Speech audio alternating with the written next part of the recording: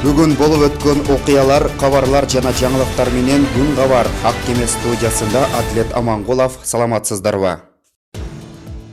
Кемин районунун тургундарынын кайрылуусунда Каныбек Иманалиевдин билдирүүсүнө нааразы болушуп, элди аймактык тегине карап бөлбөөгө чакырышты. Алардын айтымында анын Чүй облусундагы жердештери Садыр Жапаровду колдошот.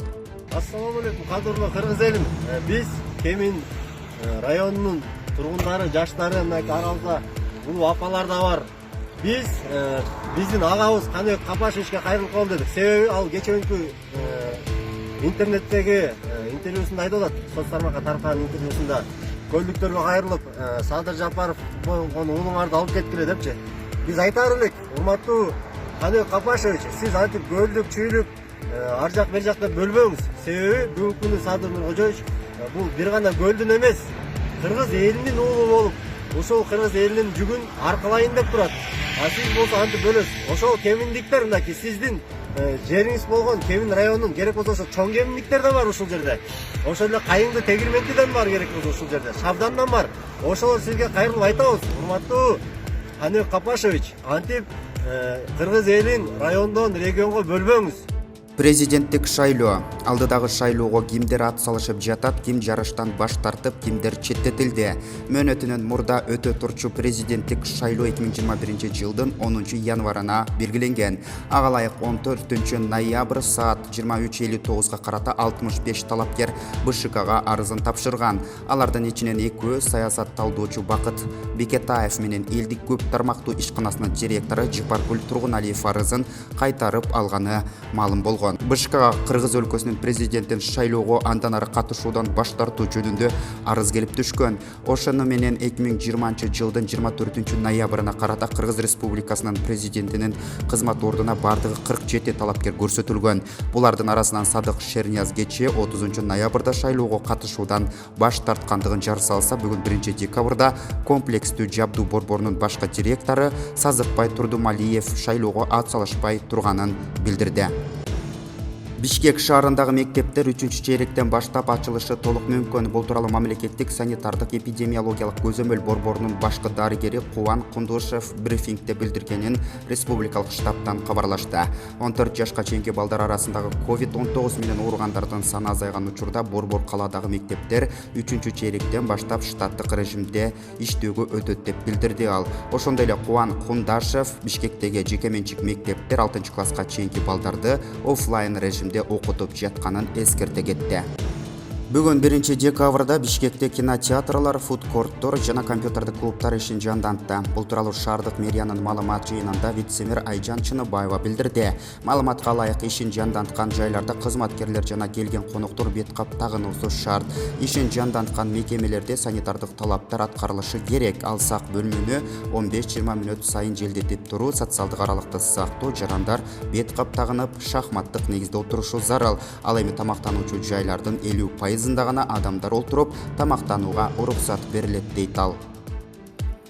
Сотко чейинки өндүрүштүн жүрүшүндө Тайырбек Сарпашев 500 гектардан ашык жерди мамлекетке кайтарып берди. Бул тууралуу Финполдун басма сөз кызматынан кабарлашты.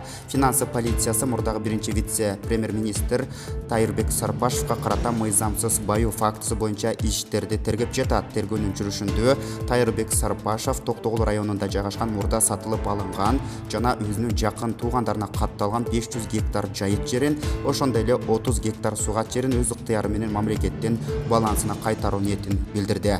Кийинки жумада Сарпашев жогоруда аталган жер тилкелерин Токтогул районунун Торкен айылынын балансына кайтарып берет. Учурда сотко чейинки өндүрүш уланууда. 27 ноябрда Финпол тарабынан Тайырбек Сарпашевга мыйзамсыз баю фактысы боюнча кылмыш иши козголгондугу кабарланган. Ал эми кечээки суракка чакыртылган.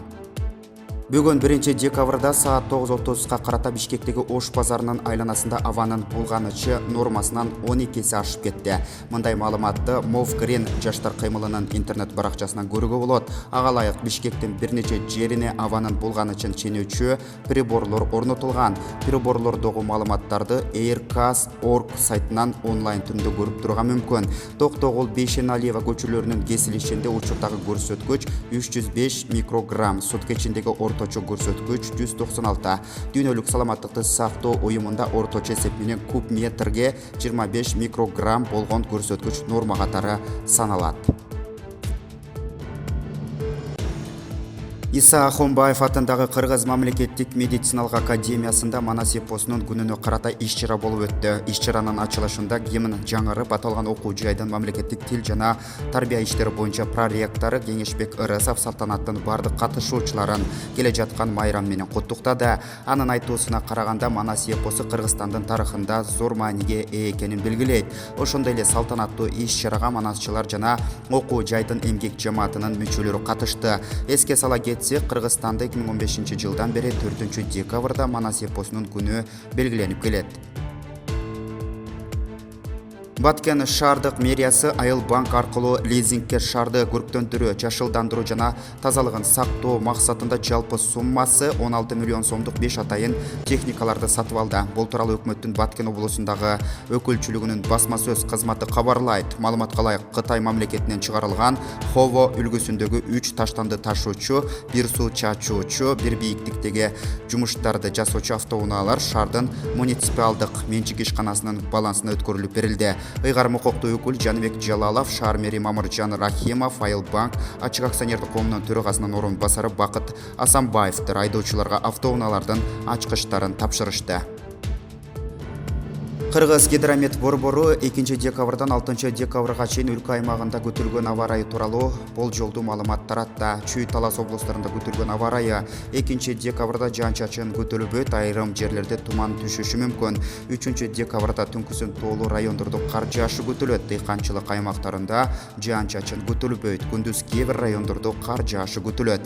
4 декабрда жана 5 декабрда түнкүсүн көпчүлүк аймактарда мезгил менен кар жаашы. Чүй облусунун кээ бир райондорунда жаан-чачын катуу кар жаашы күтүлөт. 5 декабрда күндүз Чүй облусунун көпчүлүк аймактарында, Талас облусунун кээ бир райондорунда кар жаашы күтүлөт. Ал эми 6 декабрда Чүй облусунун тоолуу райондорунда кар жаашы күтүлөт. Чүй облусунун дыйканчылык аймактарында жана Талас облусунда жаан-чачын күтүлбөйт. Эркин күрөш боюнча улуттук курама команда дүйнө кубогуна катышуу үчүн машыгууларын өткөрүүдө. Бул тууралуу Жаштар иштери, диний тарбия жана спорт боюнча мамлекеттик агенттигинен билдиришти. Балбандар Бишкектеги Изабек спорт комплексинде окуу машыгуу жайынын өткөрүшүдө. Жыйын 22 ноябрда башталып 13 декабрда аяктайт. Белгилей кетсек, дүйнө кубогу үстүбүздөгү жылдын 12-18 декабрь аралыгында Белград шаарында Сербияда өтмөкчү. Бишкек шаарында туруктуу жашаган жери жок адамдар үчүн борбор ачуу пландалууда. Бул тууралуу брифинг учурунда мэрдин милдетин аткаруучу Балбак Төлөбаев билдирди. Анын айтымында шаарда коломтоодон башка баш калкулоочу жай болгон эмес. Бул көйгөйгө эч ким көңүл бурган жок. Учурда Сауд Аравиясынын фонддору менен үй жайсыз 300гө жакын адамга ылайыкталган борбор ачуу боюнча сүйлөшүүлөрдү жүргүзүп жатабыз дейт. Борборду 2-3 жылдын ичинде куруу пландалууда. Бишкектин көчөлөрүндө үй жайсыз калгандар болбойт. Борбордо алар үчүн медициналык жардам, тамак аш каралып, психологдор иштешет. Биз бул адамдарды үй бүлөлөрүнө жана коомго кайтарууга аракет кылабыз дейт шаар мэри Балбак Төлөбаев. Дээрлик 3 миллион сомдук декларацияланбаган товар кармалды. Бул тууралуу мамлекеттик бажы кызматынан кабарлашты. Маалыматка ылайык, Түштүк Батыш бажысынын кызматкерлери 3-өлкөдөн келген автоунага тыкыр кароо жүргүзүшкөн учурда декларацияланбаган товар коштоп жүрүүчү документтери жок, жалпы салмагы 20 000 килограмм болгон 800 кап полимер гранулаларды табышкан. Кармалган товардын жалпы наркы 2 миллион 900 000 сомду түзөт. Бул факт кылмыштардын жана жоруктардын бирдиктүү реестрине катталып, материалдар тергөөгө караштуулугу боюнча өткөрүлүп берилди. Москвада Кремльдин аймагында федералдык коопсуздук кызматынын кызматкери Михаил Захаровдун жансыз денеси табылды. Анын бөлүмү Россиянын президентинин жеке коопсуздугу үчүн жооп берет. Бул тууралуу База Телеграм каналы билдирди. Гезиттин айтымында Захаров кызмат өтүп жатып өзүн өзү атып салган.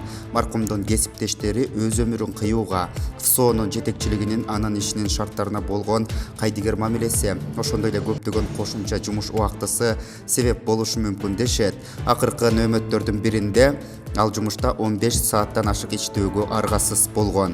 Маркумдун аялына Захаровдун өлүмүнүн себептери жөнүндө маалымат берилген эмес. Ошондой эле ал өзүнө өзү кол салган деп айткан эмес. Михаилдин жетекчилиги аялы менен байланышып, окуянын чоо жайын айтпастан анын өлүмү жөнүндө гана айтып берди деп жазат Telegram каналы. Захаровдун өлүмү тууралуу маалыматты РИА Новостинин булагы тастыктады. ФСО кызматкеринин өлүмүнүн алдын ала себеби жеке жашоосу деди. Агенттиктин маектеши окуянын чоо жайы иликтенип жаткандыгын кошумчалайт. Бизге катталыңыздар, жана жаңылыктардан биринчи болуп угуңуздар. Кийинки чыгарылышка чейин саламатта болуңуз.